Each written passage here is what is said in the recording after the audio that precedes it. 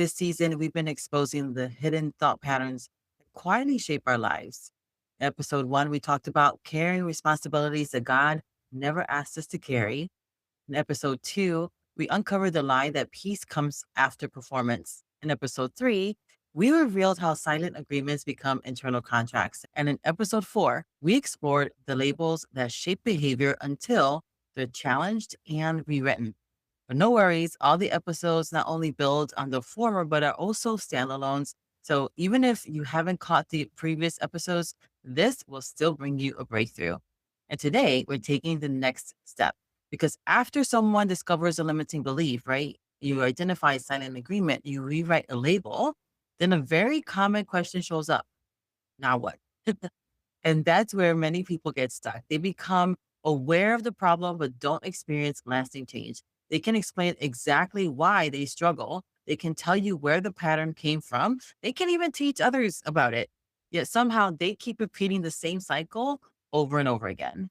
And the reason is simple because awareness, yes, it's super powerful. When I say awareness, right, the trigger is grace. Awareness is grace. But awareness by itself is not transformation. Hi, if you need to meet, my name is Raquel, and I'm your GPS for success. Let's get started.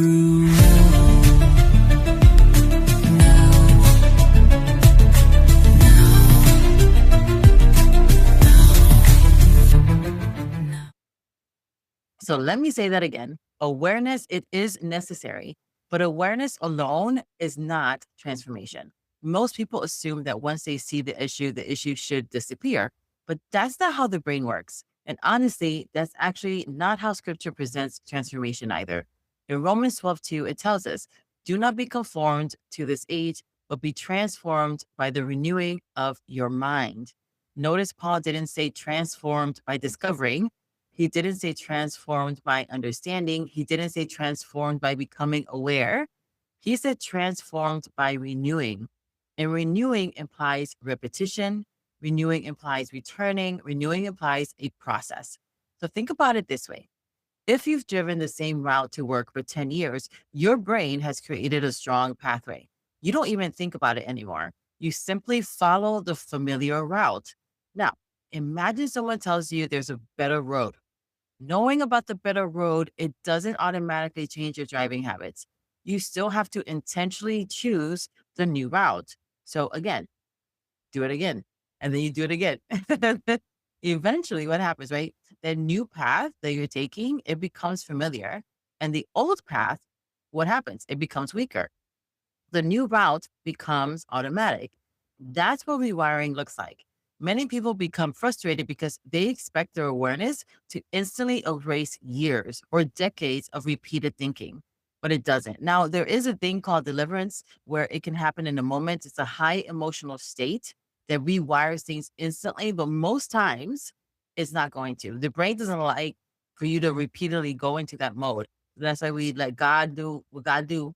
And he would do what he do. And he will bring you to a point where, yes, you can have a high emotional state. It can't instantly erase years or decades of repeated thinking. But most of the time, he's giving you the sovereignty and the direction to renew your own mind. We even see that in not First Joshua, in Joshua 1, verse 8, right? That when we are meditating on the word day and night, we're going to find success. But the ownership is on us. Same thing with awareness. Most of the time, the awareness, the ownership to rewire, to be able to renew our mind, it's on us. What awareness does is that it gives you a choice because awareness, right? Before the awareness, anyway, the pattern runs automatically. 95% of the time, things are just running, those choices are just running automatically for you. But after you're aware, then the pattern becomes visible. And then once it's visible, you can interrupt it. This is why some people feel temporarily worse after gaining insight. Was that quote that's coming to mind? Ignorance is bliss. Before, they were unconsciously operating inside the pattern, but now that they can see the pattern everywhere. They notice the fear. They notice the self-sabotage. They notice the people pleasing. They notice the anxious thinking. They notice the old label trying to return. So nothing is actually getting worse. They're simply becoming conscious of what was already there. And that's an important stage of growth. but it isn't the final stage because insight without repetition produces frustration. You know what to do. You just haven't practiced it enough. The reality is that transformation happens through repeated experiences, not just repeated information, repeated experiences. This is where emotion enters the conversation. So, most people underestimate how much emotion influences learning. Think about the moments you remember most clearly from your life, right? They're usually attached to emotion, a celebration, a heartbreak, a victory, a disappointment. Emotion, it's acting like a highlighter for you. It's telling the brain, this matters, save this. That's why negative experiences often become deeply rooted beliefs, not because they're true, but because they were emotional. The brain tagged them as important. Maybe someone spoke a painful label over you when you were young. Maybe you experienced rejection. Maybe you failed publicly. Maybe you felt abandoned. The event happened once, but the emotional imprint stayed. Then the brain kept replaying it. Now, that's the past, right? It actually is not happening over again. But every time that you repeat it, you repeat that memory, the brain thinks it's happening again. So, what is it doing in your brain, in your systems? Over time, that repetition is actually reinforcing that particular pattern that actually you don't want for it to come out again. It's a self fulfilling prophecy. The good news is that the same principle, it works in your favor. God designed the mind with the ability to renew. The old pathway, it's not permanent. The old label, it's not permanent. The old agreement, it's not permanent. But renewal requires more than just awareness. It requires intentional repetition of truth. And that's exactly where we're going next. Because once you understand how repetition and emotion work together, you'll stop feeling discouraged when change doesn't happen overnight. You'll understand that transformation is not a single moment, it's a series of moments repeated until they become who you are. So, if awareness is not enough by itself, then what do we do? This is where today's tool comes in. It's called the micro awareness repetition practice. Before you dismiss it, because it sounds so simple, remember something. Most breakthroughs don't happen because people learn something complicated. They happen because people consistently practice something simple. The problem is not usually a lack of knowledge, it's a lack of repetition. Most people are trying to create transformation through intensity. God often creates transformation through consistency. A little adjustment, repeated long enough, becomes a completely different life. Think about how Jesus taught his disciples. He didn't gather them for a weekend seminar and then disappear. He walked with them repeatedly, day after day, moment after moment. Truth was reinforced through experience. And that's how lasting change is formed. So here's the micro awareness repetition practice. The next time you notice an old pattern showing up, don't immediately try to fix it. Don't shame yourself. Don't start analyzing your entire childhood. Simply notice it, name it, then replace it. And that's it. Notice it, name it, replace it. That's it.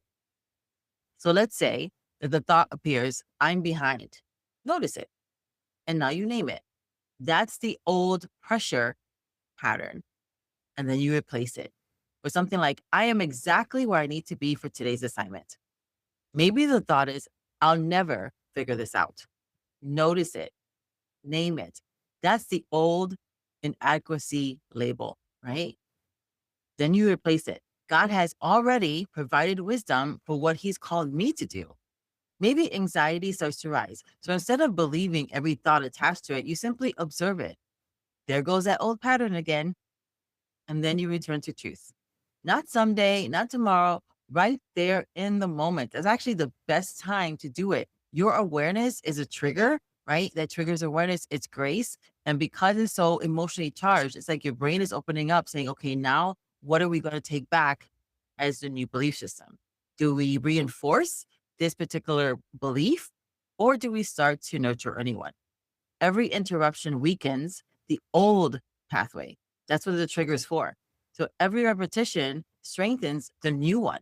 This is why scripture repeatedly talks about meditation. Biblical meditation isn't emptying your mind. right? It's the way the world tells us to do it is actually not the way God tells us to do it.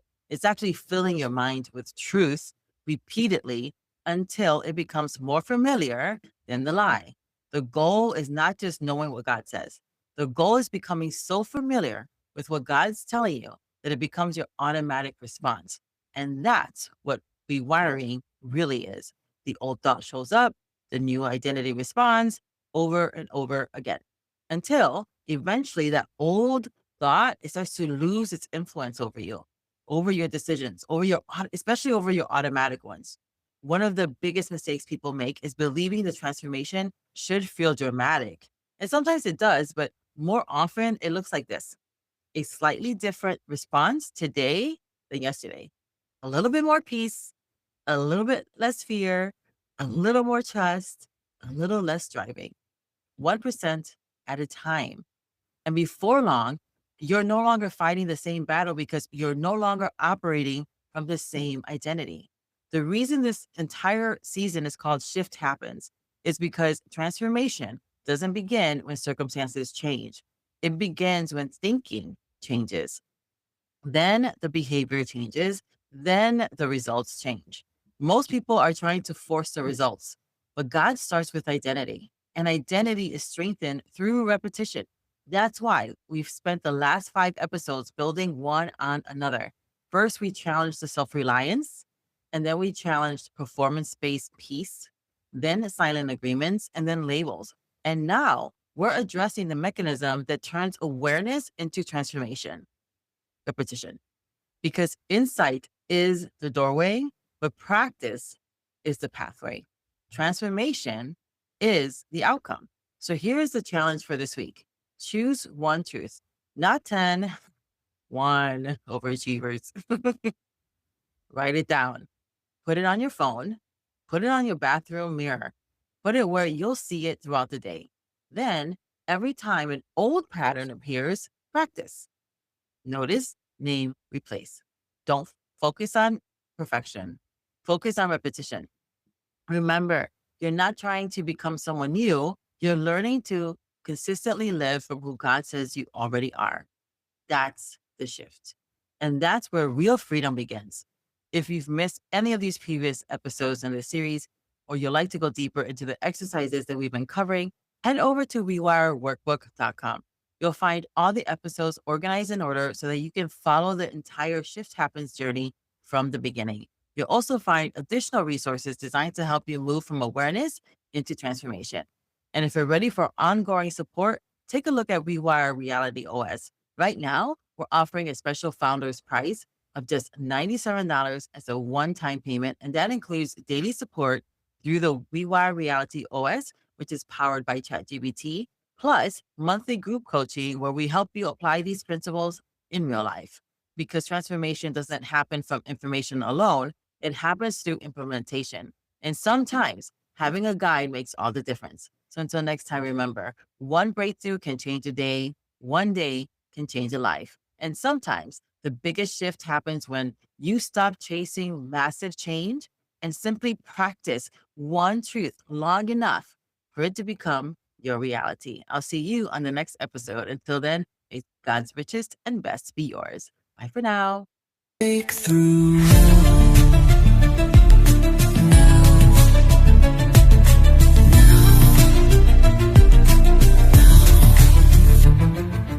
This is your prosperity era, where dreams align with grace, abundance flows like rivers. You've stepped into your place.